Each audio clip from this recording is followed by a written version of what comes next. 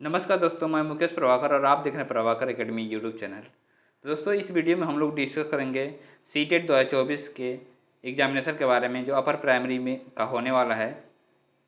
तो उसके SST section के बारे में डिस्कस करेंगे और उसके साथ साथ अगर आप इसके पिछली क्लासेज की नहीं देखे हैं, मीन्स मैंने 5 क्लासेज प्रोवाइड करा दिया है। अगर वो क्लासेज आपने नहीं देखी हैं तो उसको देख लीजिएगा, जिससे सारे आपके कॉन्सेप्ट क्लियर हो जाएंगे। और ये भी इस वीडियो को भी मैं शुरू करता हूँ। आइए शुरू करते हैं वीडियो को। ओके दोस्तों, तो दोस्तों हम लोग अंटार्कटिका के बारे में डिस्कस कर लिए थे। अब हम लोग डिस्कस खनिजों के उपयोग, जो यूज़ ऑफ मिनरल्स है, मिनरल्स का यूज़ कहाँ पे किया जाता है, कैसे किया जाता है, उसके बारे में हम लोग डिस्कस करते हैं। क्या खनिज अनवीकरणीय संसाधन है? क्या अनवीकरणीय संसाधन है? खनिजों का उपयोग कई उद्योगों में होता है। रत्नों के प्रयोग किए जाने वाले खनिज प्रायः कठोर होते हैं। जो रत्नों में प्रयोग किए जाते हैं वो प्रायः कठोर खनिज होते हैं। इन्हें आभूषण ज्वेलरी बनाने के लिए भी विभिन्न शैलियों में जड़ा जाता है। तांबा एक अन्य धातु है जिसका उपयोग सिक्के से लेकर के पाइप तक प्रत्येक वस्तु में किया जाता है।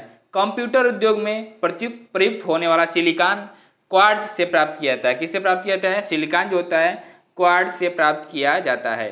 एल्युमिनियम, जिससे उसके अयस्क बॉक्साइड से प्राप्त किया जाता है, का उपयोग ऑटोमोबाइल्स और हवाई जहाज, बोतल बंदी में उद्योग में, भवन निर्माण और रसोई के बर्तन तक में होता है एल्युमिनियम का प्रयोग। आइए दोस्तों नेक्स्ट पॉइंट के बारे में डिस्कस करते हैं। नेक्स्ट पॉइंट क्या है कि ऊर्जा के परंपरागत और गैर परंपरागत स्रोत कौन कौन से हैं? कौन कौन से हैं परंपरागत स्रोत? Conventional sources. क्या ऊर्जा के परंपरागत स्रोत वे हैं जो लंबे समय से सामान्य उपयोग में लाए जा रहे हैं। ईंधन, फायरवुड और जीवाश्मी ईंधन परंपरागत ऊर्जा के दो मुख्य स्रोत हैं। कौन? ईंधन मीन्स फायरवुड और जीवाश्मी ईंधन परंपरागत ऊर्जा के दो मुख्य स्रोत हैं। अब आइए डिस्कस करते हैं क्या फायरवुड के बारे में, जो क्या है, ईंधन है, उसके बारे में डिस्कस करते हैं। इसका उपयोग पकाने और ऊष्मा प्राप्त करने के लिए व्यापक रूप से होता है और हमारे देश में ग्रामीण द्वारा, जो ग्रामीण हैं वो लोग इसका उपयोग 50% से अधिक ऊर्जा ईंधन से प्राप्त ऊर्जा में करते हैं। ओके दोस्तों, अब जीवाश्मी ईंधन के बारे में डिस्कस करते हैं। Fossils fuels. फॉसिल्स फ्यूल्स क्या होता है उसके बारे में डिस्कस करते हैं। जैसे कोयला, पेट्रोलियम और प्राकृतिक गैस परंपरागत ऊर्जा के मुख्य स्रोत हैं। इन खनिजों के भंडार सीमित हैं। क्या है? इन खनिजों के जो भंडार हैं वो सीमित हैं। विश्व की बढ़ती जनसंख्या जिस दर से इनका उपयोग कर रही है वह इनके निर्माण की दर से कहीं अधिक है। जैसे जो लोग यूज कर रहे हैं और इसका जो फॉर्मेशन होता है उसकी दर जो है उससे ज़्यादा है, इसलिए ये जल्दी से शीघ्र ही समाप्त होने वाले हैं। आइए डिस्कस करते हैं कोयला के बारे में। कोयला कैसे बनता है और क्या होता है? ठीक है, कोयला, कोयले से प्राप्त विद्युत को तापीय ऊर्जा बोलते हैं। क्या बोलते हैं? थर्मल पावर बोलते हैं। और कोयला लाखों वर्ष पूर्व विशाल फर्न और दलदल के पृथ्वी की परतों में दबने से बना है। क्या? पृथ्वी की परतों में जब ये चीजें दब जाती हैं तो कोयला का निर्माण होता है हजारों साल, लाखों साल, वर्ष पहले। ठीक है, कोयला इसलिए अंतर्निहित धूप, वरीड सनशाइन के रूप में भी जाना जाता है। विश्व में अग्रणी कोयला उत्पादक देशों में चीन, संयुक्त राज्य अमेरिका, जर्मनी, रूस, दक्षिण अफ्रीका और फ्रांस हैं। भारत के कोयला उत्पादक क्षेत्र रानीगंज पश्चिम बंगाल में झरिया तथा धनबाद और बोकारो झारखंड में है। धनबाद और बोकारो झारखंड में है। आइए नेक्स्ट पॉइंट के बारे में डिस्कस करते हैं। क्या? पेट्रोलियम के बारे में डिस्कस करते हैं। पेट्रोलियम क्या होता है इसके बारे में हम लोग डिस्कस करते हैं। पेट्रोल और तेल दोनों की शुरुआत गाढ़े काले द्रव से होती है। किससे होती है? दोनों की शुरुआत जो होती है काले गाढ़े द्रव से होती है, जिसे पेट्रोलियम कहते हैं। यह शैलों की परतों के मध्य पाया जाता है और इसका वेधन अपतटीय तथा व तटीय क्षेत्रों में स्थित तेल क्षेत्रों से किया जाता है। क्या? तेल क्षेत्रों में पाया जाता है। तदुपरांत इसके परिष्करणशाला भेज दिया जाता है। कहाँ भेजा जाता है? इसको परिष्करणशाला में भेजा जाता है, जहाँ अपरिष्कृत पेट्रोलियम के प्रक्रम से विभिन्न तरह के उत्पाद जैसे डीजल, पेट्रोल, मिट्टी का तेल, मोम, प्लास्टिक और स्नेहक तैयार किए जाते हैं। पेट्रोलियम और इससे बने उत्पादों को काला सोना भी कहते हैं। क्या कहते हैं? काला सोना बोलते हैं पेट्रोलियम को। दोस्तों ये मोस्ट इंपॉर्टेंट पॉइंट है, काला सोना। जो ब्लैक गोल्ड है ये काला सोना मोस्ट इंपॉर्टेंट पॉइंट है, ये पूछा जाता है। आइए नेक्स्ट पॉइंट के बारे में डिस्कस करते हैं। नेक्स्ट पॉइंट क्या है इसके बारे में, काला सोना के बारे में क्या है? पेट्रोलियम के मुख्य उत्पादक देश ईरान, इराक, सऊदी अरब और कतर हैं। क्या? कतर और ईरान, इराक और सऊदी अरब में क्या पेट्रोलियम का मुख्य उत्पादक देश है। अन्य मुख्य उत्पादक संयुक्त राष्ट्र अमेरिका, रूस, वेनेजुएला और अल्जीरिया हैं। कौन कौन है? अल्जीरिया, अमेरिका, रूस, वेनेजुएला हैं। भारत में मुख्य उत्पादक क्षेत्र असम में डिगबोई, मुंबई में बॉम्बे हाई तथा कृष्णा और गोदावरी नदियों के डेल्टा में भी पेट्रोलियम निकालने का काम किया जाता है। आइए नेक्स्ट पॉइंट के बारे में, प्राकृतिक गैस क्या होता है। आइए डिस्कस करते हैं क्या प्राकृतिक गैस, नेचुरल गैस के बारे में डिस्कस करते हैं। प्राकृतिक गैस पेट्रोलियम निक्षेपों के साथ पाई जाती है। पेट्रोलियम निक्षेपों के साथ पाई जाती है प्राकृतिक गैस। रूस, नॉर्वे, यूके और नीदरलैंड प्राकृतिक गैस के प्रमुख उत्पादक हैं। भारत में जैसलमेर, कृष्णा गोदावरी डेल्टा, त्रिपुरा और मुंबई के कुछ अपतटीय क्षेत्रों में प्राकृतिक गैस संसाधन के रूप में है। संपीड़ित प्राकृतिक गैस सीएनजी एक प्रचलित पर्यावरण हितैषी है। ऑटोमोबाइल ईंधन है क्योंकि यह पेट्रोलियम और डीजल की तुलना में कम प्रदूषण करती है, इसलिए सीएनजी का यूज ज़्यादा किया जाता है। सीएनजी का फुल फॉर्म क्या है? कंप्रेस्ड नेचुरल गैस होता है। अब आइए डिस्कस करते हैं क्या हाइड्रो पावर के बारे में डिस्कस करते हैं। हाइड्रो पावर क्या होता है? जल विद्युत क्या होता है? बांधों में वर्षा जल अथवा नदी जल ऊंचाई से गिरने के लिए संग्रहित किया जाता है। बांध के अंदर से पाइप के द्वारा बहता जल बांध के नीचे स्थित टरबाइन के ऊपर गिरता है। घूमते हुए ब्लेड जनरेटर को विद्युत के लिए घुमाते हैं। यह जल विद्युत कहलाती है। यह विद्युत, ये जो जल विद्युत, ये क्या है? यह जल विद्युत कहलाती है। विद्युत उत्पन्न करने के बाद जो जल बहता है उसका उपयोग कृषि में किया जाता है। उसका उपयोग कहाँ किया जाता है? कृषि में किया जाता है। विश्व की ऊर्जा का 1/4 हिस्सा जल विद्युत से उत्पन्न होता है। विश्व में जल विद्युत के अग्रणी उत्पादक देश पराग्वे, नॉर्वे, ब्राजील और चीन हैं। भारत में कुछ महत्वपूर्ण जल विद्युत केंद्र हैं। कौन कौन से हैं उसके बारे में हम लोग डिस्कस करते हैं कि बाद में जो मुख्य जो इंपॉर्टेंट जल विद्युत केंद्र है उसके बारे में। भाखड़ा नांगल जल विद्युत केंद्र, गांधी सागर, नागार्जुन सागर, दामोदर नदी घाटी परियोजनाएं, ये क्या जल विद्युत केंद्र हैं। आइए ऊर्जा के गैर परंपरागत स्रोत के बारे में डिस्कस करते हैं। कौन कौन से ऊर्जा की गैर परंपरागत स्रोत? क्या ऊर्जा के गैर परंपरागत स्रोत हैं? सौर ऊर्जा और पवन ऊर्जा, ज्वारीय ऊर्जा जो कि नवीकरणीय हैं। क्या है? ये सब नवीकरणीय हैं। आइए नेक्स्ट पॉइंट के बारे में, जो सौर ऊर्जा क्या होता है उसके बारे में हम लोग जैसे सौर ऊर्जा, सोलर एनर्जी। सूर्य से प्राप्त सौर ऊर्जा सौर सेलों में विद्युत उत्पन्न करने के लिए प्रयोग किया जा सकती है। इनमें से कई सेलों को सौर पैनलों से तापन व प्रकाश के लिए शक्ति उत्पन्न करने के लिए जोड़ा जाता है। और नेक्स्ट पॉइंट क्या है कि उसके बारे में डिस्कस करते हैं। ध्वनि की धूप की प्रचुरता, क्या इसमें? धूप की प्रचुरता उष्णकटिबंधीय क्षेत्रों के लिए सौर ऊर्जा के उपयोग की प्रौद्योगिकी बहुत लाभदायक है, ज्यादा मात्रा में लाभदायक है। सौर ऊर्जा उपयोग का सौर तापक, सौर कुकर, सोलर ड्रायर के साथ साथ समुदाय को रोशनी देने और यातायात संकेतों में भी होता है इसका यूज सौर ऊर्जा का। अब आइए ऊर्जा डिस्कस करते हैं पवन ऊर्जा, विंड एनर्जी के बारे में डिस्कस करते हैं। विंड एनर्जी होती क्या है उसके बारे में। पवन चक्कियों का उपयोग अनाजों को पीसने और जल निकालने के लिए चिरकाल से होता आ रहा है।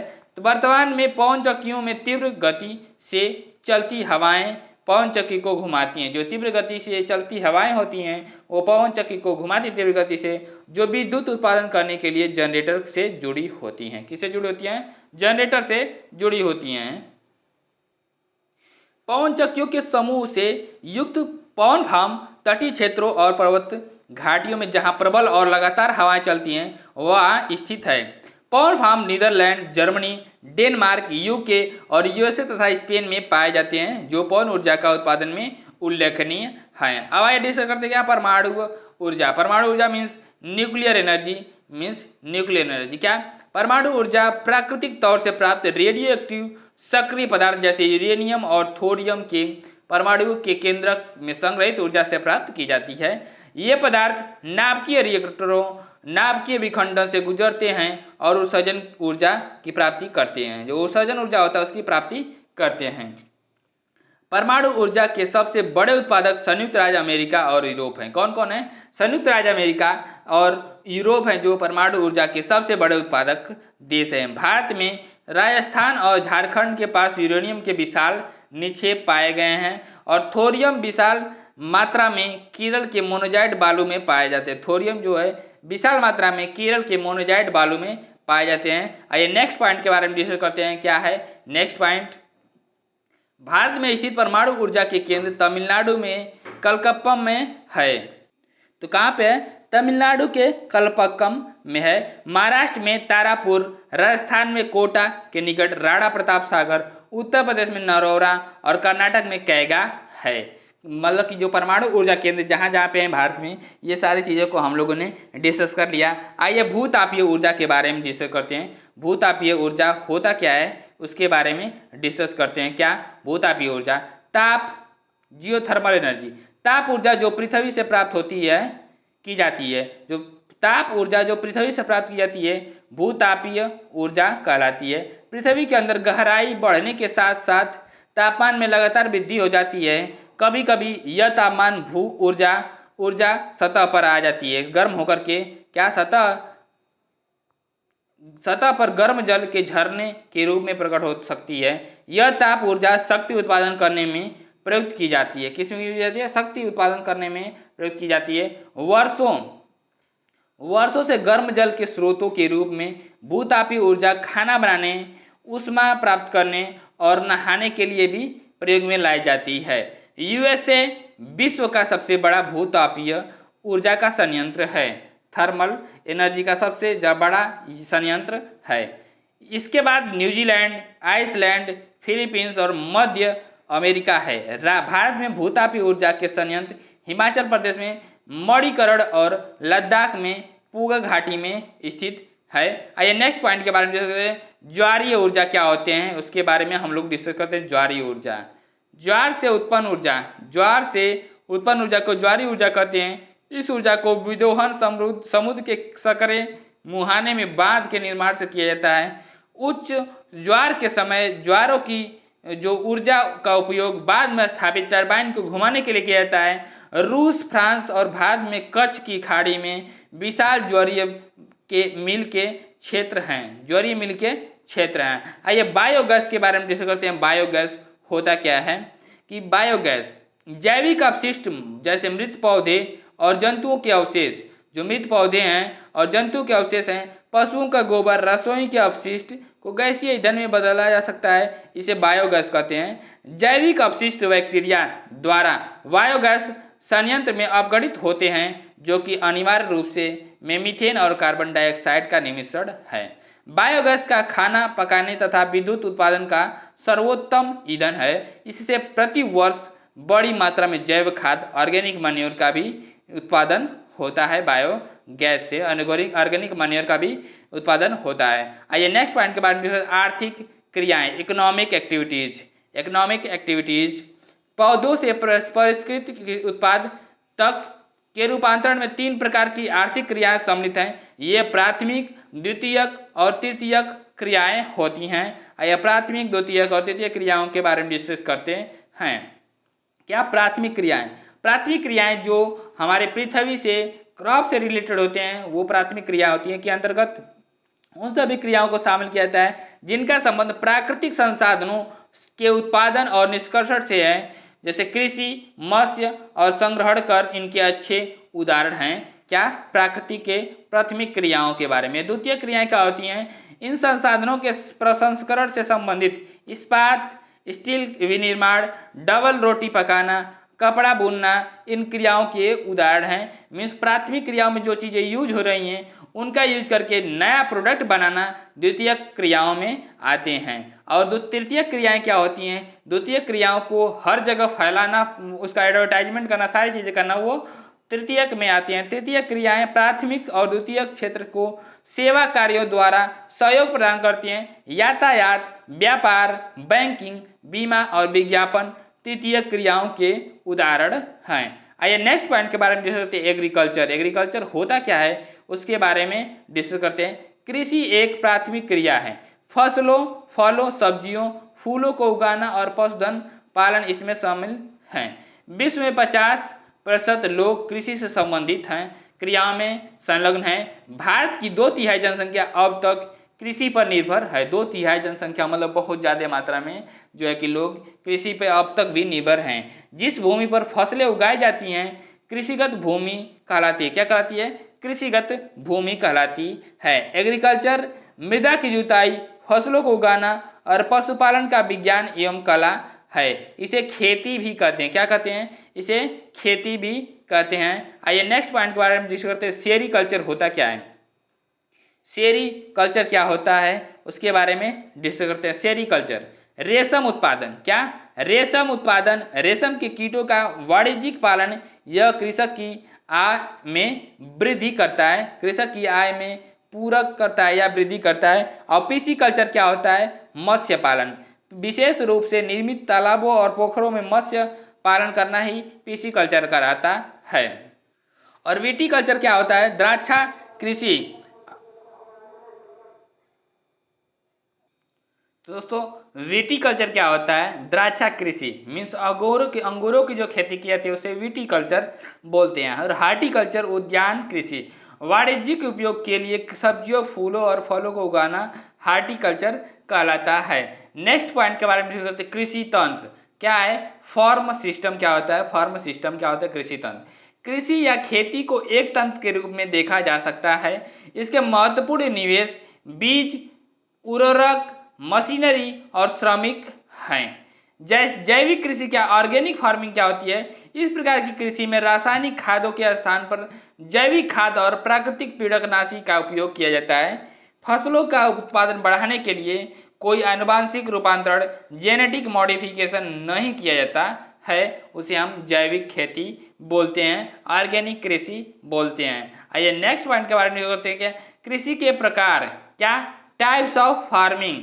कृषि मुख्यतः 2 प्रकार के होते हैं, क्या निर्वाह कृषि और वाणिज्यिक कृषि। निर्वाह कृषि का मतलब कि अपने लालन पोषण के लिए, खाने पीने के लिए जो यूज किया जाता है उसको क्या होते हैं? निर्वाह कृषि बोलते हैं। और वाणिज्यिक कृषि को उसको बोलते हैं कि जो बेचने के लिए, कमर्शियल यूज के लिए बोए जाते हैं उसको हम बोलते हैं क्या? वाणिज्यिक कृषि बोलते हैं। आइए एक एक करके इन पॉइंट के बारे में डिस्कस करते हैं। निर्वाह कृषि होता क्या है इसके बारे में डिस्कस करते हैं। सब्सिस्टेंस फार्मिंग, इस प्रकार की कृषि कृषक परिवार की आवश्यकताओं को पूरा करने के लिए की जाती है।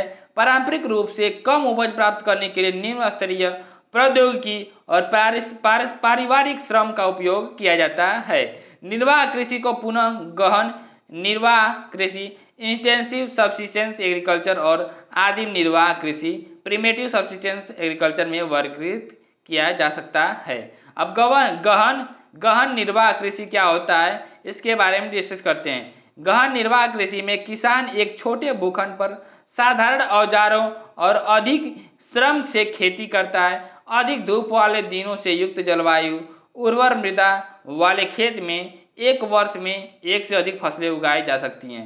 चावल मुख्य फसल होती है, अन्य फसलों में गेहूं, मक्का, दलहन और तिलहन भी शामिल हैं। गहन निर्वाह कृषि दक्षिण पूर्वी और पूर्वी एशिया के सघन जनसंख्या वाले मानसूनी प्रदेशों में प्रचलित है।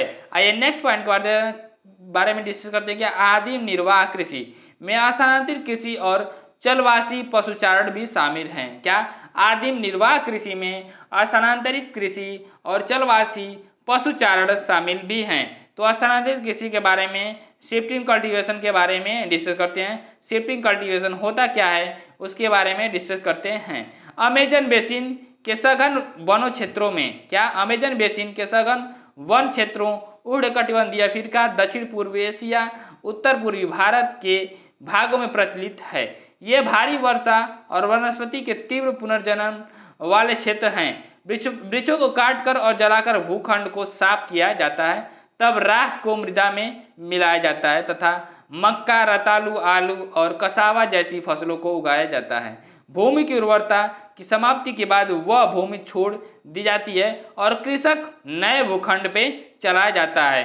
स्थानांतरित कृषि को कर्तन एवं दहन भी बोला जाता है। स्लैश एंड बर्न कृषि के रूप में भी जाना जाता है। स्थानांतरित कृषि को अलग अलग भूभाग में अलग अलग नामों से भी इसको जाना जाता है। स्थानांतरित कृषि को विभिन्न भागों में विभिन्न नामों से जानी जाती है, जैसे झूमिंग उत्तर पूर्वी भारत में, और मिल्पा मैक्सिको में, रोका ब्राजील में, और लदांग मलेशिया में बोला जाता है सेफ्टिंग कल्टीवेशन को। आइए नेक्स्ट पॉइंट के बारे में डिस्कस करते हैं। चलवासी पशुचारण क्या होता है? नोमैडिक हर्डिंग सहारा के अर्ध शुष्क और शुष्क प्रदेशों में, मध्य एशिया और भारत के कुछ भागों जैसे राजस्थान तथा जम्मू और कश्मीर में प्रचलित है। इस प्रकार की कृषि में पशुचारक अपने पशुओं के साथ चारे और पानी के लिए एक स्थान से दूसरे स्थान पर निश्चित मार्गों में से घूमते रहते हैं। अब वाणिज्यिक कृषि के बारे में डिस्कस करते हैं। वाणिज्यिक कृषि क्या होता है? कमर्शियल फार्मिंग क्या होता है, इसके बारे में। वाणिज्यिक कृषि में फसल उत्पादन और पशुपालन बाजार में विक्रय हेतु किया जाता है। इसमें विस्तृत कृषि क्षेत्र और अधिक पूंजी का उपयोग किया जाता है। अधिकांश कार्य मशीनों के द्वारा किया जाता है। वाणिज्यिक कृषि में वाणिज्यिक अनाज कृषि, मिश्रित कृषि और रोपण कृषि, प्लांटेशन एग्रीकल्चर भी शामिल है। आइए नेक्स्ट पॉइंट के बारे में देखते हैं। वाणिज्यिक अनाज कृषि कमर्शियल ग्रेन फार्मिंग क्या होता है? में फसलों की वाणिज्यिक उद्देश्य से उगाई जाती हैं। गेहूं और मक्का सामान्य रूप से उगाई जाने वाली फसलें। गेहूं और मक्का सामान्य रूप से उगाई जाने वाली फसलें। उत्तर अमेरिका, यूरोप और एशिया के शीतोष्ण घास के मैदान वाणिज्यिक अनाज कृषि के प्रमुख क्षेत्र हैं। ये क्षेत्र सैकड़ों हेक्टेयर के बड़े फार्मों से युक्त विरल आबादी वाले हैं। अत्यधिक ठंड वर्धन काल को बाधित करती हैं और केवल एक ही फसल उगाई जा सकती है। आइए मिश्रित कृषि के बारे में डिस्कस करते हैं। मिक्स्ड फार्मिंग के बारे में डिस्कस करते हैं। मिक्स्ड फार्मिंग होता क्या है उसके बारे में डिस्कस करते हैं। में भूमि का उपयोग भोजन व चारे की फसलें उगाने और पशुधन पालन के लिए किया जाता है। यह यूरोप, पूर्वी संयुक्त राज्य अमेरिका, अर्जेंटीना, दक्षिण पूर्वी ऑस्ट्रेलिया, न्यूजीलैंड और दक्षिण अफ्रीका में प्रचलित है। रोपण कृषि प्लांटेशन एग्रीकल्चर वाणिज्यिक कृषि का एक प्रकार है जहां चाय, कावा, काजू, रबड़, केला अथवा कपास की एक फसल उगाई जाती है। इसमें बहुत बृहद पैमाने पर परस्पर श्रम और पूंजी की आवश्यकता होती है। उत्पाद का प्रसंस्करण खेतों पर ही या निकट के कारखानों में किया जा सकता है। इस प्रकार इस कृषि में परिवहन जाल के विकास की अनिवार्यता होती है। आइए नेक्स्ट पॉइंट के बारे में डिस्कस किया। रोपण कृषि क्या होता है? रोपण कृषि के मुख्य क्षेत्र विश्व के उष्णकटिबंधीय प्रदेशों में पाए जाते हैं। मलेशिया में रबड़, ब्राजील में कहवा, भारत और श्रीलंका में चाय इसके प्रमुख उदाहरण हैं। आइए मुख्य फसलों के बारे में डिस्कस करते हैं। मुख्य फसल होता क्या है? मेजर क्रॉप्स गेहूं, चावल, मक्का और बाजरा मुख्य फसलें हैं। जूट और कपास रेशेदार फसलें हैं। चाय और कहवा मुख्य पेय फसलें हैं। आइए कृषि का विकास कैसे हुआ था उसके बारे में डिस्कस करते हैं। एग्रीकल्चरल डेवलपमेंट कैसे हुआ था? अधिक जनसंख्या वाले विकासशील देश अधिकतर गहन कृषि करते हैं, जहां छोटी जोतों पर सामान्यतः जीविकोपार्जन के लिए फसलें उगाई जाती हैं। बड़ी जोतें वाणिज्यिक कृषि के लिए अधिक उपयुक्त होती हैं, जैसे संयुक्त राज्य अमेरिका, कनाडा और ऑस्ट्रेलिया में ऐसा होता है। आइए अब संयुक्त राज्य अमेरिका का एक फॉर्म के बारे में डिस्कस करते हैं। फॉर्म क्या होता है? संयुक्त राज्य अमेरिका में एक फॉर्म का औसत आकार भारतीय फॉर्म की तुलना में बहुत बड़ा होता है। संयुक्त राज्य अमेरिका में एक प्रारूपिक फार्म का आकार 250 हेक्टेयर होता है।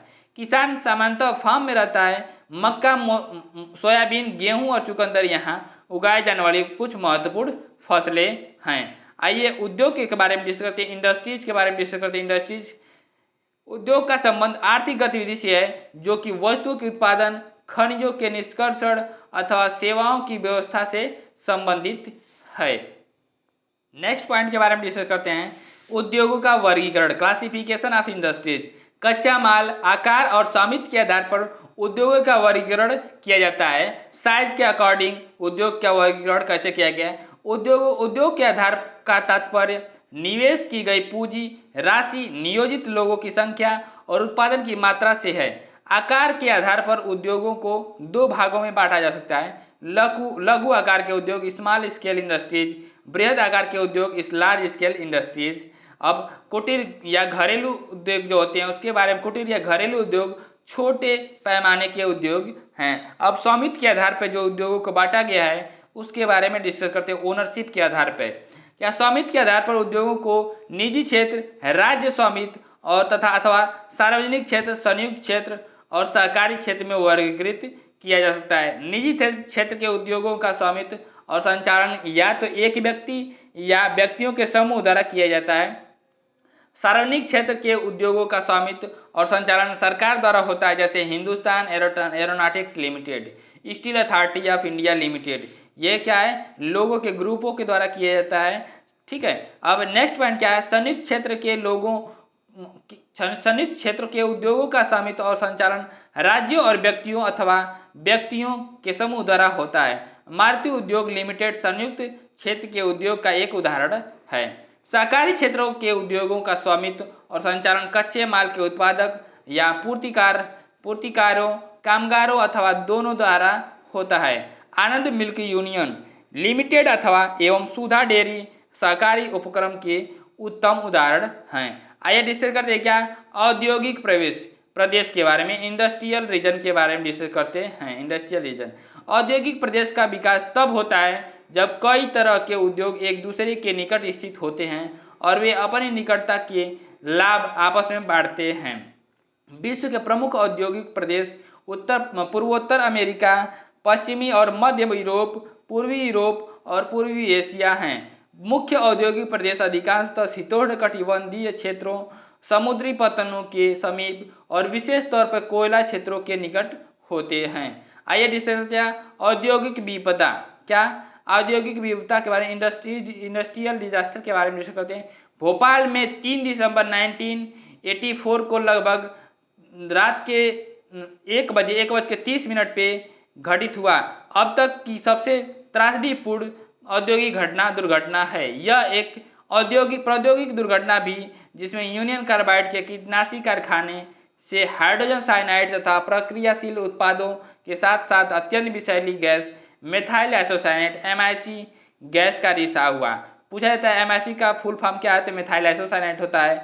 1989 में सरकारी सूचना के अनुसार 35,598 व्यक्तियों की मृत्यु हो गई थी वहाँ पे भोपाल में।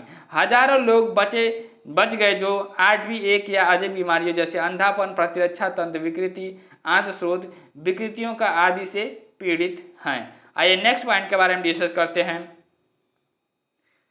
23 दिसंबर 2005 में चीन के गाओ कायो चोंगगिंग में गैस कूप विस्फोट से 243 लोगों की मृत्यु तथा 9,000 लोग दुर्घटनाग्रस्त हो गए थे। इन स्थानों से 64,000 लोगों को विस्थापित किया गया था। कई लोग विस्फोट के बाद न भाग सकने के कारण मर गए थे। वे जो समय पर भाग गए उनकी आंखें, त्वचा और फेफड़े गैस से क्षतिग्रस्त हो गए थे। उभरते हुए उद्योग सनराइज उद्योग के नाम से भी जाने जाते हैं। इनमें सूचना प्रौद्योगिकी, स्वास्थ्य लाभ, सत्कार, ज्ञान से संबंधित उद्योग भी शामिल होते हैं। आइए प्रगलन के बारे में डिस्कस करते हैं, मेल्टिंग के बारे में डिस्कस करते हैं। यह एक ऐसी प्रक्रिया है जिसमें धातुओं को उनके अयस्कों द्वारा गलनांक बिंदु से अधिक ताप पर तपा करके निष्कर्षित किया जा सकता है। मिश्र धातु एलॉय क्या होता है, इस्पात को असामान्य कठोरता, दृढ़ता और जंग प्रतिरोधक क्षमता प्रदान करती है एलॉय। ठीक है, अब आइए जमशेदपुर के बारे में डिस्कस करते हैं। जमशेदपुर के बारे में डिस्कस करते हैं। क्या, जमशेदपुर 1947 से पूर्व भारत में केवल एक इस्पात का कारखाना था, Tata iron and steel company limited TISCO. यह निजी स्वामित्व में था। स्वतंत्रता के पश्चात सरकार ने यह कार्य अपने हाथ में ले लिया था टिस्को को। पिट्सबर्ग क्या है, यह संयुक्त राज्य अमेरिका का एक महत्वपूर्ण नगर है। पिट्सबर्ग के इस्पात उद्योग को स्थानीय सुविधाएं उपलब्ध हैं। कच्चा माल जैसे कोयला पिट्सबर्ग में ही उपलब्ध है। नेक्स्ट पॉइंट के बारे में डिस्कस करते हैं। ग्रेट लेक, जो ग्रेट लेक है उसके बारे में, जो के नाम superior lake, Huron, Ontario, Michigan और इरी हैं। इन 5 झीलों में से सुपीरियर झील सबसे बड़ी है, जो अन्य की तुलना में उच्च ऊर्ध्व प्रवाह में स्थित है। शब्द जो टेक्सटाइल्स है लैटिन के टेक्सियरे से उत्पन्न किया गया है, जिसका अर्थ बुनना होता है। टेक्सटाइल का मतलब क्या होता है? बुनना होता है। अब आइए डिस्कस करते हैं सूती वस्त्र उद्योग, कॉटन टेक्सटाइल इंडस्ट्री। सूती वस्त्र उद्योग विश्व के प्राचीनतम उद्योगों में से एक है। सूरत व बड़ौदा के सुनहरी जरी के काम वाले सूती वस्त्र गुणवत्ता और डिजाइनों के लिए विश्वविख्यात थे। पहली सफल यंत्रीकृत वस्त्र मिल मुंबई के 1854 में स्थापित की गई। देश में प्रथम वस्त्र उद्योग 1818 ईस्वी में कोलकाता के समीप फोर्ट गैलेस्टर में स्थापित हुआ था, लेकिन कुछ समय बाद यह बंद हो गया था। नेक्स्ट पॉइंट के बारे में अहमदाबाद के बारे में डिस्कस करते हैं। अहमदाबाद गुजरात में साबरमती नदी के तट पर स्थित है। 1859 में यहाँ पहली सूती मिल स्थापित हुई थी। यह बहुत ही जल्द ही मुंबई के बाद भारत का दूसरा सबसे बड़ा वस्त्र निर्माता नगर बन गया। जो अहमदाबाद नगर बन गया सबसे वस्त्र निर्माता ज़्यादा मात्रा में। अहमदाबाद को प्रायः भारत का मैनचेस्टर भी कहा जाता है और भारतीय वस्त्र उद्योग के कुल उत्पादन का लगभग 1/3 हिस्सा निर्यात किया जाता है। ओसाका, जो ओसाका है उसके बारे में डिस्कस करते हैं। ओसाका क्या है? ओसाका जो है जापान का एक शहर है, जापान का एक महत्वपूर्ण वस्त्र निर्माण केंद्र है। यहाँ जापान का मैनचेस्टर के नाम से भी जाना जाता है। प्रधानमंत्री कौशल विकास योजना, प्रधानमंत्री कौशल विकास योजना क्या है इसके बारे में डिस्कस करते हैं कि PKVI को 2015 में 1 करोड़ भारतीय युवाओं को 2016 से 2020 तक की प्रशिक्षित करने के उद्देश्य से शुरू किया गया था। इस योजना का उद्देश्य संभाव्य और मौजूदा रोजगार अर्जक को गुणवत्ता प्रशिक्षण प्रदान करके रोजगार योग्य कौशल की योग्यता प्रोत्साहित करना है। जनसंख्या का वितरण, डिस्ट्रीब्यूशन ऑफ पॉपुलेशन कैसे हुआ है? जनसंख्या का वितरण, विश्व की जनसंख्या 90% से अधिक भूपृष्ठ के लगभग 30% भाग पर निवास करती है। विषुवत वृत्त, जो विषुवत वृत्त इक्वेटर के दक्षिण की अपेक्षा विषुवत वृत्त के उत्तर में बहुत अधिक लोग रहते हैं। विश्व की कुल जनसंख्या के लगभग 3/4 लोग महाद्वीपों एशिया और अफ्रीका में रहते हैं। अब एशिया और अफ्रीका में लोग ज़्यादा रहते हैं। विश्व के 60% लोग केवल 10 देशों में रहते हैं। इन सभी देशों में 10 करोड़ से अधिक लोग रहते हैं। जनसंख्या का घनत्व, जनसंख्या का घनत्व क्या है? पृथ्वी पृष्ठ की एक इकाई क्षेत्र में रहने वाले लोगों की संख्या को जनसंख्या का घनत्व कहते हैं। भारत की जनसंख्या का औसत घनत्व 382 व्यक्ति वर्ग किलोमीटर है। सामान्य रूप से यह प्रति वर्ग किलोमीटर में व्यक्त किया जाता है। संपूर्ण विश्व का औसत जनसंख्या घनत्व 51 व्यक्ति प्रति वर्ग किलोमीटर है। सबसे अधिक जनसंख्या घनत्व दक्षिण मध्य एशिया में है। इसके पश्चात क्रमशः पूर्व एशिया एवं दक्षिण पूर्वी एशिया में है। अब नेक्स्ट पॉइंट के बारे में देखते हैं। जनसंख्या को प्रभावित करने वाले कारक, जनसंख्या वितरण को प्रभावित करने वाले कारक, भौगोलिक कारक जियोग्राफिकल फैक्टर्स, स्थलाकृति, जलवायु, मृदा, जल तथा खनिज, सामाजिक, सांस्कृतिक और आर्थिक कारक, social, cultural and economic factors. आइए डिस्कस करते हैं क्या सामाजिक कारक क्या है, कौन कौन से फैक्टर सामाजिक कारक। अच्छे आवास, शिक्षा और स्वास्थ्य सुविधाओं के क्षेत्र अत्यधिक घने बसे के उदाहरण हैं। उदाहरण के लिए पूरे।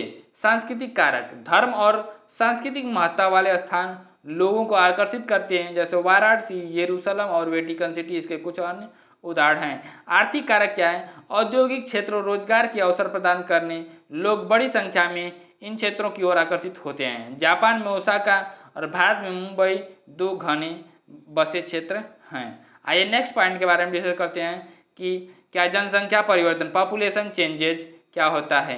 जन्मों को साधारण जन्म दर में आंका जाता है। जन्म दर अर्थात प्रति 1000 व्यक्तियों पर जीवित जन्मों की संख्या में मापा जाता है। मृत्यु दर को प्रति व्यक्ति 1000 व्यक्तियों पर मृतकों की संख्या पर में मापा जाता है। किसी क्षेत्र विशेष में लोगों के आने जाने का प्रवास माइग्रेशन कहते हैं। क्या कहते हैं? प्रवासन, माइग्रेशन कहलाता है। एक देश के जन्म दर और मृत्यु दर के बीच अंतर को प्राकृतिक वृद्धि दर कहते हैं। प्राकृतिक वृद्धि दर कहते हैं। उत्प्रवासी के बारे में डिस्कस करते हैं क्या इमिग्रेंट के बारे में, वे लोग होते हैं जो देश को छोड़ते हैं। आप्रवासी वे लोग होते हैं जो देश में आते हैं। संयुक्त राज्य अमेरिका और ऑस्ट्रेलिया जैसे देशों में भीतरी प्रवास अथवा आप्रवास द्वारा संख्या बढ़ी है। सूडान देश एक ऐसा उदाहरण है जिसमें लोगों के बाहर जाने से चले जाने से अथवा उत्प्रवास के कारण जनसंख्या में कमी का अनुभव किया जाता है। अन्य देशों जैसे यूनाइटेड किंगडम में निम्न जन्म दर और मृत्यु दर के कारण जनसंख्या वृद्धि पर मंद है, जनसंख्या वृद्धि दर जो है मंद है। आइए नेक्स्ट पॉइंट के बारे में डिस्कस करते हैं कि नेक्स्ट पॉइंट क्या है कि जनसंख्या संगठन, पॉपुलेशन कंपोजिशन। जनसंख्या संगठन हमारी जानने में सहायता करता है कि कितने पुरुष और कितनी स्त्रियां हैं, वे किस आयु वर्ग के हैं, कितने शिक्षित हैं और वे किस प्रकार के व्यवसाय में लगे हुए हैं, उनकी आय का स्तर क्या है, जनसंख्या संगठन के द्वारा प्राप्त किया जाता है। मीन्स पॉपुलेशन कंपोजिशन के द्वारा प्राप्त किया जाता है। दोस्तों वीडियो यहीं पे एंड होती है। वीडियो को अच्छे से स्किप न करते हुए पूरा देखिएगा जिससे कि आपको 100% हेल्प मिले और आप अपने सीटेट एग्जामिनेशन में अच्छा करें और आपके सीटेट में अच्छे नंबर लाने के लिए शुभकामनाएं। दोस्तों नमस्कार। वीडियो यहीं पे एंड होती है।